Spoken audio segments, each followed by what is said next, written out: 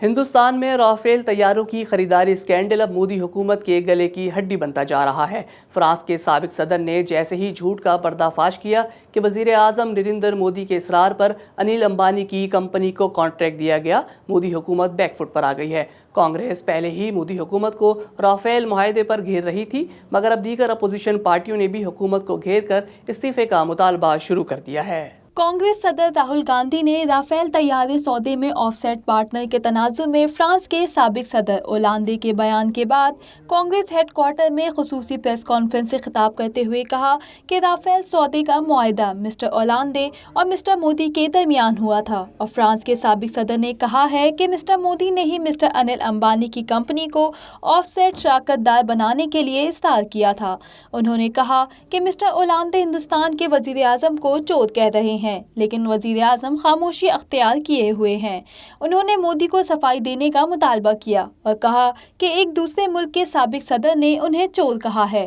راہل کے بعد Tejashwi Yadav, D M کے اور آپ پارٹی نے بھی رافیل ڈیل پر مودی حکومت پر حملہ کیا، جس کے ساتھ ہی رافیل تنازع اب مودی حکومت کے گلے کی ہڈی بن گیا ہے۔ رافیل معاملے کو لے کر اولانڈ کے بیان کے بعد بی جے پی پر الزام تراشیوں کا دور جاری ہو گیا ہے اور اپوزیشن حکومت پر حملہ آور ہو گئی ہے۔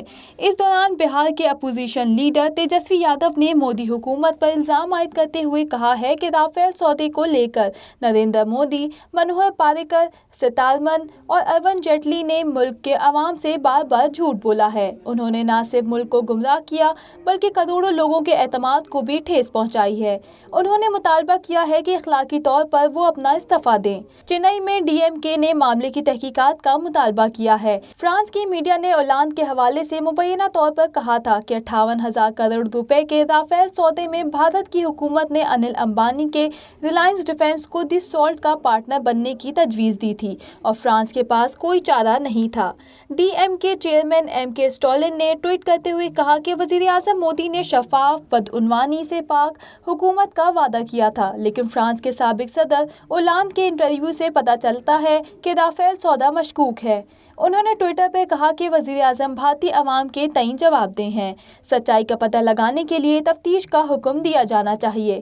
مودی کا جھوٹ رافیل سودے کے تئیں فاش ہو گیا ہے۔ اسی طرح عام آدمی پارٹی کے لیڈر سنجے سنگھ نے بھی ہفتے کو کہا کہ رافیل معاہدے پر فرانس کے سابق صدر اولانڈ کے بیان نے ثابت کر دیا ہے کہ یہ بڑا گھوٹالہ ہے۔ راجیہ سبھا ایم پی سنگھ نے کہا کہ فرانس کے سابق صدر اولانڈ کی جانب سے رافیل معاہدے پر دیا گیا بیان افسوسناک ہے اور یہ ثابت کرتا ہے کہ رافیل معاہدہ ایک بڑا اسکینڈل تھا۔ انہوں نے کہا کہ مودی حکومت کو بتانا چاہیے کہ آف سیٹ ٹھیکہ ریلائنس ڈیفنس کو کیوں دیا گیا۔ اولانڈ کا بیان ثابت کرتا ہے کہ مودی حکومت نے آف سیٹ ٹھیکہ دلانے کے لیے ریلائنس ڈیفنس کو فائدہ پہنچایا ہے۔